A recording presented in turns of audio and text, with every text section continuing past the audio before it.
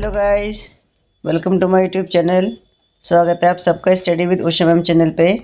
आज हम 10वीं क्लास का लोकतांत्रिक राजनीति का पार्ट नंबर 1 सत्ता की साझेदारी पढ़ेंगे। ठीक है, ये चैप्टर बहुत इंटरेस्टिंग भी है और अच्छा भी है। ठीक है, चलिए स्टार्ट करते हैं। अब हम सबसे पहले पढ़ते हैं बेल्जियम और श्रीलंका के बारे में। ठीक है, बेल्जियम यूरोप का एक छोटा सा देश है, क्षेत्रफल में हमारे हरियाणा राज्य से भी छोटा। इसकी सीमाएं फ्रांस, नीदरलैंड, जर्मनी और लक्जमबर्ग से लगती हैं। इसकी आबादी 1 करोड़ से थोड़ी अधिक है, यानी हरियाणा की आबादी से करीब आधी। इस छोटे से देश के समाज की जातीय बनावट बहुत जटिल है। देश की कुल आबादी का 59% हिस्सा फ्लैमिश इलाके में रहता है और डच बोलता है। शेष 40% लोग वेलोनिया क्षेत्र में रहते हैं और फ्रेंच बोलते हैं। शेष 1% लोग जर्मन बोलते हैं। राजधानी ब्रुसेल्स के 80% लोग फ्रेंच बोलते हैं और 20% लोग डच भाषा। ठीक है, देखिए जो बेल्जियम है, ये बेल्जियम यूरोप का एक बहुत ही छोटा देश है। कितना छोटा है? जितना हमारा राज्य हरियाणा है ना, उसके जितना ही ये छोटा है। ठीक है, और जो बेल्जियम की जो सीमा है वो कौन कौन से देश से लगती हैं? तो फ्रांस, नीदरलैंड, जर्मनी और लक्जमबर्ग से लगती हैं। ठीक है, और अगर हम इसकी पॉपुलेशन की बात करें तो इसकी पॉपुलेशन 1 करोड़ से थोड़ी सी अधिक है। यानी कि अगर हम बात करें अपने हरियाणा स्टेट की, तो उसकी आबादी से भी इसकी जो आबादी है, जो जनसंख्या है, उससे भी ये आधी है। ठीक है, लेकिन यहाँ पे जो जाति हैं, वहाँ पे कई सारी जातियाँ हैं, तो यानी कि जो जाति की जो बनावट है वो बहुत ही जटिल है। ठीक है, यानी कि देश की देखिए कुल आबादी का 100% होता है। 100 में से 59% जो लोग हैं वो फ्लैमिश इलाके में रहते हैं और डच भाषा बोलते हैं। ठीक है, और बाकी जो लोग हैं 40% लोग वो वेलोनिया क्षेत्र में रहते हैं और वहाँ पे क्या बोलते हैं? फ्रेंच भाषा बोलते हैं। ठीक है, और बाकी जो 1% के लोग हैं वो जर्मन बोलते हैं। ठीक है, और वहाँ की जो राजधानी है ब्रुसेल्स, यानी कि बेल्जियम की जो राजधानी है वो है ब्रुसेल्स, और वहाँ पे 80% जो लोग हैं वो फ्रेंच बोलते हैं और 20% जो लोग हैं वो डच भाषा बोलते हैं। ठीक है, अल्पसंख्यक फ्रेंच भाषी लोग तुलनात्मक रूप से ज़्यादा समृद्ध और ताकतवर रहे हैं। बहुत बाद में जाकर आर्थिक विकास और शिक्षा का लाभ पाने वाले डच भाषी लोगों को इस स्थिति से नाराजगी थी। इसके चलते 1950-1960 के दशक में फ्रेंच और डच बोलने वाले लोगों के बीच तनाव बढ़ने लगा। इन दोनों समुदायों के टकराव का सबसे तीखा रूप ब्रुसेल्स में दिखा। यह एक विशेष तरह की समस्या थी। डच बोलने वाले लोग संख्या के हिसाब से अपेक्षाकृत ज़्यादा थे, लेकिन धन और समृद्धि के मामले में कमज़ोर और अल्पमत में थे। यानी कि देखिए जो डच जो लोग बोलते थे उनकी संख्या तो ज़्यादा थी, लेकिन उनके पास पैसा भी कम था और वो कमज़ोर भी थे। ठीक है, आइए इस स्थिति की तुलना एक और देश से करें। श्रीलंका एक द्वीपीय देश है जो तमिलनाडु के दक्षिण तट से कुछ किलोमीटर की दूरी पर स्थित है। ठीक है, देखिए द्वीपीय देश यानी कि आइसलैंड हम कैसे कहते हैं? वो एरिया जो चारों तरफ पानी से घिरा होता है उसे हम क्या बोलते हैं? द्वीप बोलते हैं। जो श्रीलंका है ये एक द्वीपीय देश है। ठीक है, और ये जो हमारा जो तमिलनाडु है, तमिलनाडु के जो दक्षिण तट से कुछ किलोमीटर की दूरी पर स्थित है। ठीक है, इसकी आबादी करीब 2 करोड़ है, यानी हरियाणा के बराबर। जो श्रीलंका की जो पॉपुलेशन है वो 2 करोड़ है, यानी हमारे हरियाणा के बराबर। आप ये देखो यूरोप के भी जो देश हैं वो जितना हमारा एक स्टेट है ना, एक राज्य है ना, वहाँ के एक देश है। ठीक है, दक्षिण एशिया के अन्य देशों की तरह श्रीलंका की आबादी में भी कई जातीय समूहों के लोग हैं। सबसे प्रमुख सामाजिक समूह सिंहलियों का है, जिनकी आबादी कुल जनसंख्या की 74% है। फिर तमिलों का नंबर आता है, जिनकी आबादी कुल जनसंख्या में 18% है। ठीक है, ये देखिए वहाँ पे जो सबसे ज़्यादा जो संख्या है वो किसकी है? वो सिंहलियों की है, और वो कितनी है? 74% है। ठीक है, और यहाँ पर दूसरा नंबर आता है तमिल, और वो कितने हैं? 18% हैं। तमिलों में भी 2 समूह हैं। श्रीलंकाई मूल के तमिल 13% हैं और हिंदुस्तानी तमिल जो औपनिवेशिक शासनकाल में बागानों में काम करने के लिए भारत से लाए गए लोगों की संतान है। ठीक है, मौजूदा श्रीलंका के नक्शे पर गौर करें तो पाएंगे कि तमिल मुख्य रूप से उत्तर और पूर्वी प्रांतों में आबाद है। अधिकतर सीली भाषी लोग बौद्ध हैं, जबकि तमिल भाषी लोगों में कुछ हिंदू हैं और कुछ मुसलमान। श्रीलंका की आबादी में ईसाई लोगों का हिस्सा 7% है और वे सीली और तमिल दोनों भाषाएं बोलते हैं। अब जरा सोचिए कि ऐसी स्थिति में क्या हो सकता था। बेल्जियम में डच भाषी लोग अपनी बड़ी संख्या के बल पर फ्रेंच भाषी और जर्मन भाषी लोगों पर अपनी इच्छाएं थोप सकते थे। इससे उनके बीच की लड़ाई और बढ़ जाती। संभव था इससे देश बंट जाता और ब्रुसेल्स पर दोनों पक्ष अपना अपना दावा ठोकते। श्रीलंका में सीली आबादी का बहुमत और ज़्यादा था और वे लोग मुल्क में अपनी मनमानी चला सकते थे। आइए अब देखें कि असल में दोनों देशों में क्या हुआ। अब हम बात करते हैं श्रीलंका में बहुसंख्यकवाद। सन 1948 में श्रीलंका स्वतंत्र राष्ट्र बना। पहला क्वेश्चन था यहीं से कि जो श्रीलंका है वो कब आज़ाद हुआ था, तो वो 1948 में जो श्रीलंका है वो स्वतंत्र राष्ट्र बना था, यानी कि हमारे भारत के आज़ाद होने से 1 साल के बाद में। ठीक है। सीली समुदाय के नेताओं ने अपनी बहुसंख्या के बल पर शासन पर प्रभुत्व जमाना चाहा। इस वजह से लोकतांत्रिक रूप से निर्वाचित सरकार ने सीम समुदाय की प्रभुत्व कायम करने के लिए अपनी बहुसंख्यक परस्ती के तहत कई कदम उठाए। 1956 में एक कानून बनाया गया जिसके तहत तमिल को दरकिनार करके सिंहलियों को एकमात्र राजभाषा घोषित कर दिया गया। विश्वविद्यालयों और सरकारी नौकरियों में सिंहलियों को प्राथमिकता देने की नीति भी चली। नए संविधान में यह प्रावधान भी किया गया कि सरकार बौद्ध मत को संरक्षण और बढ़ावा देगी। देखिए वहाँ पे एक कानून बनाया गया था। ठीक है, वहाँ पे एक लॉ बनाया गया। उसमें क्या किया गया, वहाँ पे सिर्फ जो सिंहली भाषा थी, ठीक है, सिंहली भाषा को ही वहाँ की राजभाषा घोषित कर दिया गया और जो तमिल थी उसको साइड में कर दिया गया। और जो यूनिवर्सिटी थी और सरकारी नौकरियाँ थी वहाँ पर भी जो सिंहली समुदाय के लोग थे उनको प्राथमिकता देने की नीति बनाई गई। ठीक है। और संविधान में और जो वहाँ का जो कॉन्स्टिट्यूशन था वहाँ पे यह प्रावधान किया गया कि जो सरकार है, सरकार जो बौद्ध धर्म के लोग हैं उनको संरक्षण देगी और उनको बढ़ावा देगी। एक एक करके आए इन सरकारी फैसलों ने श्रीलंकाई तमिलों की नाराजगी और शासन को लेकर बेगानापन बढ़ाया। उन्हें लगा कि बौद्ध धर्मावलंबी सिंहलियों के नेतृत्व वाली सारी राजनीतिक पार्टियां उनकी भाषा और संस्कृति को लेकर असंवेदनशील हैं। उन्हें लगा कि संविधान और सरकार की नीतियां उन्हें समान राजनीतिक अधिकारों से वंचित कर रही हैं। नौकरियों और फायदे के अन्य कामों में उनके साथ भेदभाव हो रहा है और उनके हितों की अनदेखी की जा रही है। परिणाम यह हुआ कि तमिल और सिंहली समुदाय के संबंध बिगड़ते चले गए। देखिए, जब देश के अंदर सिर्फ एक ही धर्म को बढ़ावा दिया जाएगा, एक ही समुदाय के लोगों को ही देखा किया जाएगा और दूसरों को अनदेखी की ही जाएगी, तो क्या है, लोगों के बीच में जो समुदाय है वहाँ पे जो संबंध है वो बिगड़ते चले जाएंगे और लोगों में आपस में लड़ाई झगड़े होते चले जाएंगे। ठीक है। श्रीलंकाई तमिलों ने अपनी राजनीतिक पार्टियां बनाई और तमिल को राजभाषा बनाने, क्षेत्रीय स्वायत्तता हासिल करने तथा शिक्षा और रोजगार में समान अवसरों की मांग को लेकर संघर्ष किया। लेकिन तमिलों की आबादी वाले इलाके की स्वायत्तता की उनकी मांगों को लगातार नकारा गया। 1980 के दशक तक उत्तर पूर्वी श्रीलंका में स्वतंत्र तमिल इलम सरकार बनाने की मांग को लेकर अनेक राजनीतिक संगठन बने। श्रीलंका में दो समुदायों के बीच पारस्परिक अविश्वास ने बड़े टकराव का रूप ले लिया। यह टकराव गृह युद्ध में परिणत हुआ। परिणाम स्वरूप दोनों पक्ष के हजारों लोग मारे जा चुके हैं। अनेक परिवार अपने मुल्क से भागकर शरणार्थी बन गए हैं। इससे भी कई गुना ज़्यादा लोगों की रोजी रोटी चौपट हो गई है। वहाँ के गृह युद्ध से मुल्क के सामाजिक, सांस्कृतिक और आर्थिक जीवन में काफ़ी परेशानियां पैदा हुई। 2009 में इस गृह युद्ध का अंत हुआ। देखिए, गृह युद्ध का मतलब क्या है कि जब एक देश के लोग आपस में लड़ना शुरू कर देते हैं, ठीक है, या आप ये लगा लीजिए कि जो घर के जो लोग हैं वो आपस में लड़ना शुरू कर देते हैं, उसको हम क्या बोलते हैं, गृह युद्ध बोलते हैं। ठीक है। अब हम बात करते हैं बेल्जियम की समझदारी, यानी कि देखिए जो बेल्जियम है उसने क्या समझदारी दिखाई। ठीक है। बेल्जियम के नेताओं ने श्रीलंका से अलग रास्ता अपनाने का फैसला किया। उन्होंने क्षेत्रीय अंतरों और सांस्कृतिक विविधता को स्वीकार किया। 1970 और 1993 के बीच उन्होंने अपने संविधान में 4 संशोधन सिर्फ इस बात के लिए किए कि देश में रहने वाले किसी भी आदमी को बेगानेपन का एहसास न हो और सभी मिलजुल कर रह सके। देखिए, जो बेल्जियम था, ठीक है, उसने देखिए अपना जो उनका जो संविधान था उसमें 4 बार अमेंडमेंट किए, 4 बार इसमें संशोधन किए। और क्यों किए? सिर्फ इस बात के लिए कि देश में जो रहने वाले लोग हैं उनमें से किसी को भी ये ना लगे कि वो इस देश के नागरिक नहीं हैं। ठीक है। और सभी लोग मिलजुल कर रह सकें। उन्होंने इसके लिए जो व्यवस्था की वह बहुत ही कल्पनाशील है तथा कोई और देश ऐसा नहीं कर पाया। बेल्जियम के मॉडल की कुछ मुख्य बातें निम्नलिखित हैं।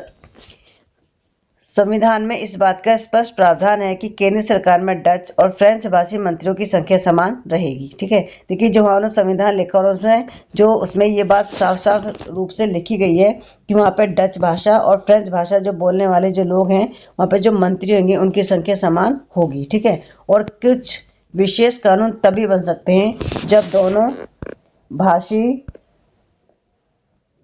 समूह के सांसदों का बहुमत उसके पक्ष में हो, यानी कि जब दोनों ही समूह के लोग पक्ष में होंगे तभी किसी कानून में बदलाव हो सकता है। ठीक है, इस प्रकार किसी एक समुदाय के लोग एक तरफा फैसला नहीं कर सकते। नेक्स्ट है, केंद्र सरकार की अनेक शक्तियां देश के 2 इलाकों की क्षेत्रीय सरकारों को सुपुर्द कर दी गई, यानी राज्य सरकार केंद्र सरकार के अधीन नहीं है। यानी कि देखिए वहाँ पे स्टेट गवर्नमेंट और सेंट्रल गवर्नमेंट दोनों को अलग अलग रखा गया है, यानी कि जो राज्य सरकार है वो केंद्र सरकार के अधीन नहीं है। राज्य सरकार अपना काम करेगी और केंद्र सरकार अपना काम करेगी। ब्रुसेल्स में अलग सरकार है और इसमें दोनों समुदायों का समान प्रतिनिधित्व है। फ्रेंच भाषी लोगों ने ब्रुसेल्स में समान प्रतिनिधित्व के इस प्रस्ताव को स्वीकार किया, क्योंकि डच भाषी लोगों ने केंद्र सरकार में बराबरी का प्रतिनिधित्व स्वीकार किया था। ठीक है, केंद्रीय और राज्य सरकारों के अलावा यहाँ एक तीसरे स्तर की सरकार भी काम करती है, यानी सामुदायिक सरकार। इस सरकार का चुनाव एक ही भाषा बोलने वाले लोग करते हैं। ठीक है, यानी कि देखा जाए तो जो बेल्जियम में 3 स्तर की सरकार है, केंद्र सरकार, राज्य सरकार और तीसरी है आपकी स्थानीय स्तर की सरकार या सामुदायिक सरकार। ठीक है, और उसका जो चुनाव होता है, जो यानी कि जो सामुदायिक सरकार का जो चुनाव होता है उसका चुनाव एक ही भाषा बोलने वाले लोग करते हैं। डच, फ्रेंच और जर्मन बोलने वाले समुदाय के लोग चाहे वे जहां भी रहते हों इस सामुदायिक सरकार को चुनते हैं। इस सरकार को संस्कृति, शिक्षा और भाषा जैसे मसलों पर फैसले लेने का अधिकार है। आपको बेल्जियम का मॉडल कुछ जटिल लग सकता है, निश्चित रूप से यह जटिल है। खुद बेल्जियम में रहने वालों के लिए भी पर व्यवस्था बेहद सफल रही है। इससे मुल्क में गृहयुद्ध की आशंकाओं पर विराम लग गया, वरना गृहयुद्ध की स्थिति में बेल्जियम भाषा के आधार पर 2 टुकड़ों में बट गया होता। देखिए जो बेल्जियम का जो मॉडल है, देखा जाए तो मॉडल अच्छा भी है। क्यों? क्योंकि इससे जो वहाँ पे जो गृहयुद्ध की जो आशंकाएं थी, जो संभावनाएं थी, उस पर विराम लग गया। ठीक है, अदरवाइज क्या होता, अगर वहाँ पर लड़ाई होती तो जो बेल्जियम है वो भाषा के आधार पर 2 भागों में बट जाता। ठीक है, जब अनेक यूरोपीय देशों ने साथ मिलकर यूरोपीय संघ बनाने का फैसला किया तो ब्रुसेल्स को उसका मुख्यालय चुना गया। बेल्जियम और श्रीलंका की इन कथाओं से हमें क्या शिक्षा मिलती है? दोनों ही देश लोकतांत्रिक हैं, फिर भी सत्ता में साझेदारी के सवाल को उन्होंने अलग अलग ढंग से निपटाने की कोशिश की। बेल्जियम के नेताओं को लगा कि विभिन्न समुदाय और क्षेत्रों की भावना को आदर करने पर ही देश की एकता संभव है। इस एहसास के चलते दोनों पक्ष सत्ता में साझेदारी करने पर सहमत हुए। श्रीलंका में ठीक उल्टा रास्ता अपनाया गया। इससे यह पता चलता है कि अगर बहुसंख्यक समुदाय दूसरों पर प्रभुत्व कायम करने और सत्ता में उनको हिस्सेदार न बनाने का फैसला करता है तो इससे देश की एकता ही संकट में पड़ सकती है। ठीक है, यानी आप देखो ये दोनों कहानियां, इससे हमें क्या शिक्षा मिली कि देखिए जो सत्ता है, ठीक है, यानी कि जो पावर है उसमें पार्टनरशिप होना बहुत जरूरी है, क्योंकि अगर नहीं होगा तो क्या होगा कि एक समुदाय दूसरे समुदाय पे हावी हो जाएगा और इससे क्या होगा कि देश की जो एकता है उसमें संकट पड़ सकता है। ठीक है, हम बात करते हैं कि सत्ता की साझेदारी क्यों जरूरी है। देखिए इस प्रकार सत्ता के बंटवारे के पक्ष में 2 तरह के तर्क दिए जा सकते हैं। पहला, सत्ता का बंटवारा ठीक है क्योंकि इससे विभिन्न सामाजिक समूहों के बीच टकराव का अंदेशा कम हो जाता है। चूंकि सामाजिक टकराव आगे बढ़कर अक्सर हिंसा और राजनीतिक अस्थिरता का रूप ले लेते हैं, इसलिए सत्ता में हिस्सा दे देना राजनीतिक व्यवस्था के स्थायित्व के लिए अच्छा है। ठीक है, यानी कि देखिए अगर जो पावर है, ठीक है, यानी कि जो सत्ता है वो किसी एक व्यक्ति के हाथ में नहीं रहनी चाहिए। क्यों? इससे देखिए जो विभिन्न सामाजिक समूह हैं उनके बीच में जो टकराव है, जो लड़ाइयाँ हैं वो कम हो जाती हैं। दूसरा, जो राजनीतिक अस्थिरता है, ठीक है, यानी कि राजनीतिक व्यवस्था के स्थायित्व के लिए जो सत्ता की साझेदारी वो भी जरूरी है। बहुसंख्यक समुदाय की इच्छा को बाकी सभी पर थोपना तात्कालिक तौर पर लाभकारी लग सकता है, पर आगे चलकर यह देश की अखंडता के लिए घातक हो सकता है। बहुसंख्यकों का अत्याचार सिर्फ अल्पसंख्यकों के लिए ही परेशानी पैदा नहीं करता, अक्सर यह बहुसंख्यकों के लिए भी हानिकारक होता है। सत्ता का बंटवारा लोकतांत्रिक व्यवस्थाओं के लिए ठीक है। इसके पक्ष में एक बात और कही जा सकती है और वह बात कहीं ज़्यादा गहरी है। सत्ता की साझेदारी दरअसल लोकतंत्र की आत्मा है। ठीक है, देखिए यहाँ से क्वेश्चन में यही बनता है कि जो सत्ता की जो साझेदारी लोकतंत्र की आत्मा कैसे है। ठीक है, तो इसके बारे में आप वही लिख सकते हैं कि इसमें सबसे पहले कि जो समूह है, जो सामाजिक समूह है, उनके बीच टकराव का कम हो जाता है। ठीक है, और राजनीतिक व्यवस्था के स्थायित्व के लिए अच्छा है।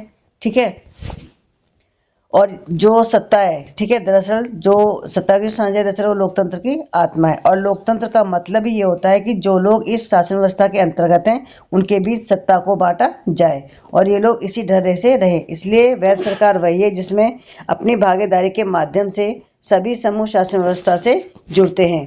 इन दो तर्कों में से एक को हम युक्तिपरक और दूसरे को नैतिक तर्क कह सकते हैं। युक्तिपरक या समझदारी का तर्क लाभकारी परिणामों पर जोर देता है, जबकि नैतिक तर्क सत्ता के बंटवारे के अंतर्भूत महत्व को बताता है। हम बात करते हैं सत्ता की साझेदारी के रूप। ठीक है, राजनीतिक सत्ता का बंटवारा नहीं किया जा सकता, इसी धारणा के विरुद्ध सत्ता की साझेदारी का विचार सामने आया था। लंबे समय से यही मान्यता चली आ रही थी कि सरकार की सारी शक्तियां एक व्यक्ति या किसी खास स्थान पर रहने वाले व्यक्ति समूह के हाथ में रहनी चाहिए। अगर फैसले लेने की शक्ति बिखर गई तो तुरंत फैसले लेने और उन्हें लागू करना संभव नहीं होगा। लेकिन लोकतंत्र का एक बुनियादी सिद्धांत है कि जनता ही सारी राजनीतिक शक्तियों का स्रोत है। ठीक है, यानी देखिए जो लोकतंत्र है, लोकतंत्र का ये एक बुनियादी, ठीक है, यानी कि जड़ जो है वो जनता ही है, यानी कि जो पावर है वो सारी की सारी जनता के हाथ में ही है। ठीक है, इसमें लोग स्वशासन की संस्थाओं के माध्यम से अपना शासन चलाते हैं। एक अच्छे लोकतांत्रिक शासन में समाज के विभिन्न समूहों और उनके विचारों को उचित सम्मान दिया जाता है और सार्वजनिक नीतियां तय करने में सबकी बातें शामिल होती हैं। इसलिए उसी लोकतांत्रिक शासन को अच्छा माना जाता है जिसमें ज़्यादा से ज़्यादा नागरिकों को राजनीतिक सत्ता में हिस्सेदार बनाया जाए। ठीक है, आधुनिक लोकतांत्रिक व्यवस्थाओं में सत्ता की साझेदारी के अनेक रूप हो सकते हैं। आइए हम कुछ प्रचलित उदाहरणों पर गौर करें। सबसे पहला है शासन के विभिन्न अंग जैसे विधायिका, कार्यपालिका और न्यायपालिका के बीच सत्ता का जो बंटवारा रहता है, इसे हम सत्ता का क्षैतिज वितरण कहेंगे। सबसे पहला क्वेश्चन तो ये पूछा था कि सत्ता का क्षैतिज वितरण किसे कहते हैं। ठीक है, यानी कि देखिए जिनके द्वारा देश का शासन चलाया जाता है वो तीन अंग होते हैं, विधायिका, कार्यपालिका और न्यायपालिका। ठीक है, इन तीनों के बीच में ही जो पावर शेयरिंग है, इन तीनों के बीच में जो पावर का जो बंटवारा किया जाता है उसी को हम बोलते हैं सत्ता का क्षैतिज वितरण, क्योंकि इसमें सरकार के विभिन्न अंग एक ही स्तर पर रहकर अपनी अपनी शक्ति का उपयोग करते हैं। ऐसे बंटवारे से यह सुनिश्चित हो जाता है कि कोई भी एक अंग सत्ता का असीमित उपयोग नहीं कर सकता।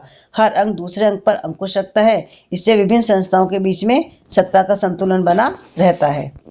ठीक है, लोकतांत्रिक संस्थाओं के बारे में 9वीं कक्षा में पढ़ते हुए हमने देखा था कि हमारे देश में कार्यपालिका सत्ता का उपयोग करती जरूर है पर संसद के अधीन कार्य करती है। न्यायपालिका की नियुक्ति कार्यपालिका करती है पर न्यायपालिका ही कार्यपालिका पर और विधायिका द्वारा बनाए गए कानून पर अंकुश रखती है। इस व्यवस्था को नियंत्रण और संतुलन की व्यवस्था भी कहते हैं। यानी नियंत्रण और संतुलन की व्यवस्था क्या है? यही कि जहाँ पे देखिए जो तीनों ही जो हमारे अंग हैं, न्यायपालिका, कार्यपालिका और विधायिका, ठीक है, ये तीनों ही एक दूसरे के जो कानून हैं उन पे अंकुश रखती है। ठीक है, एक दूसरे का ध्यान रखती है, उन पे नियंत्रण रखती है। इसको हम बोलते हैं नियंत्रण और संतुलन की व्यवस्था। नंबर 2, सरकार के बीच विभिन्न स्तरों पर सत्ता का बंटवारा हो सकता है, जैसे पूरे देश के लिए एक सामान्य सरकार हो और फिर प्रांतीय या क्षेत्रीय स्तर पर अलग अलग सरकार रहे। पूरे देश के लिए बनने वाली ऐसी सामान्य सरकारों को अक्सर संघ या केंद्र सरकार कहते हैं, या प्रांतीय क्षेत्रीय स्तर की सरकारों को हर जगह अलग अलग नामों से पुकारा जाता है। भारत में इन्हें राज्य सरकार कहते हैं। देखिए पूरे देश के लिए सरकार होती है, ठीक है, उसको हम बोलते हैं केंद्र सरकार, और जो राज्य में सरकार होती है उसको हम क्या बोलते हैं? राज्य सरकार। ठीक है, हम हर देश में बंटवारा ऐसा ही नहीं है। कई देशों में प्रांतीय क्षेत्रीय सरकारें नहीं हैं, लेकिन हमारी तरह जिन देशों में ऐसी व्यवस्था है वहाँ के संविधान में इस बात का स्पष्ट उल्लेख है कि केंद्र और राज्य सरकारों के बीच सत्ता का बंटवारा किस तरह होगा। ठीक है, देखिए जहाँ पर भी इस तरह की सरकार है वहाँ पे जो संविधान होता है, संविधान में स्पष्ट रूप से लिखा गया है कि केंद्र के पास में क्या शक्ति होगी, राज्य के पास में क्या शक्ति होगी। तो इस तरीके से संविधान के अंदर ही केंद्र और राज्य सरकारों की जो शक्ति है उसका बंटवारा किया गया है। बेल्जियम में तो यह काम हुआ है पर श्रीलंका में नहीं हुआ। राज्य सरकारों से नीचे के स्तर की सरकारों के लिए भी ऐसी व्यवस्था हो सकती है। नगर पालिका और पंचायतें ऐसी इकाइयां हैं। उच्चतर और निम्नतर स्तर के सरकारों के बीच सत्ता के ऐसे बंटवारे को ऊर्ध्वाधर वितरण कहा जाता है। तो ये भी बहुत इंपॉर्टेंट है कि ऊर्ध्वाधर वितरण किसे कहते हैं, यानी कि उच्च स्तर से लेकर यानी कि हाई से निम्न लेवल की स्तर की जो सरकारें हैं उनके बीच में जो पावर शेयरिंग होगी उसको हम क्या बोलेंगे? ऊर्ध्वाधर वितरण कहते हैं। ठीक है, नंबर 3, सत्ता का बंटवारा विभिन्न सामाजिक समूहों मसलन भाषाई और धार्मिक समूहों के बीच भी हो सकता है। बेल्जियम में सामुदायिक सरकार इस व्यवस्था का एक अच्छा उदाहरण है। कुछ देशों के संविधान और कानून में इस बात का प्रावधान है कि सामाजिक रूप से कमजोर समुदाय और महिलाओं को विधायक और प्रशासन में हिस्सेदारी दी जाए। पिछले साल हमने अपने देश में प्रचलित आरक्षित चुनाव क्षेत्र वाली ऐसी व्यवस्था के बारे में पढ़ा था। इस तरह की व्यवस्था विधायक और प्रशासन में अलग अलग सामाजिक समूहों को हिस्सेदारी देने के लिए की जाती है, ताकि लोग खुद को शासन से अलग न समझने लगें। अल्पसंख्यक समुदाय को भी इसी तरीके सत्ता में उचित हिस्सेदारी दी जाती है। सामाजिक विविधताओं को शासन में भागीदारी देने के अलग अलग तरीकों पर हम 21 सेकंड में चर्चा करेंगे। नंबर 4, सत्ता के बंटवारे का एक रूप हम विभिन्न प्रकार के दबाव, समूह और आंदोलन द्वारा शासन को प्रभावित और नियंत्रित करने के तरीके में भी लक्ष्य कर सकते हैं। लोकतंत्र में लोगों के सामने सत्ता के दावेदारों के बीच चुनाव का विकल्प जरूर रहना चाहिए। समकालीन लोकतांत्रिक व्यवस्थाओं में यह विकल्प विभिन्न पार्टियों के रूप में उपलब्ध होता है। पार्टियां सत्ता के लिए आपस में प्रतिस्पर्धा करती हैं। पार्टियों की यह आपसी प्रतिद्वंद्विता इस बात को सुनिश्चित कर देती है कि सत्ता एक व्यक्ति या समूह के हाथ में न रहे। एक बड़ी समय अवधि पर गौर करें तो पाएंगे कि सत्ता बारी बारी से अलग अलग विचारधारा और सामाजिक समूह वाली पार्टियों के हाथ आती जाती रहती है। कई बार सत्ता की यह भागीदारी एकदम प्रत्यक्ष दिखती है, क्योंकि 2 या अधिक पार्टियां मिलकर चुनाव लड़ती हैं या सरकार का गठन करती हैं। लोकतंत्र में हम व्यापारी, उद्योगपति, किसान और औद्योगिक मजदूर जैसे कि संगठित हित समूह को भी सक्रिय देखते हैं। सरकार की विभिन्न समितियों में सीधी भागीदारी करके या नीतियों पर अपने सदस्य वर्ग के लाभ के लिए दबाव बनाकर ये समूह भी सत्ता में भागीदारी करते हैं। इकाई 3 में हम राजनीतिक दलों की कार्यप्रणाली पर गौर करेंगे। ठीक है, तो ये देखिए बहुत अच्छा चैप्टर था। इसमें से आपके एग्जाम में जो क्वेश्चन आते हैं वो मैंने आपको बता दिए हैं। ठीक है, तो सभी बच्चे जिन्होंने मेरे चैनल को सब्सक्राइब नहीं करा, प्लीज़ मेरे चैनल को लाइक और सब्सक्राइब जरूर करें और साथ में और बच्चों को भी शेयर कर, जिससे और बच्चों को भी इसका लाभ मिल सके। ठीक है, आज की वीडियो बस इतना ही। मिलते हैं आपसे नेक्स्ट वीडियो में। Thank you.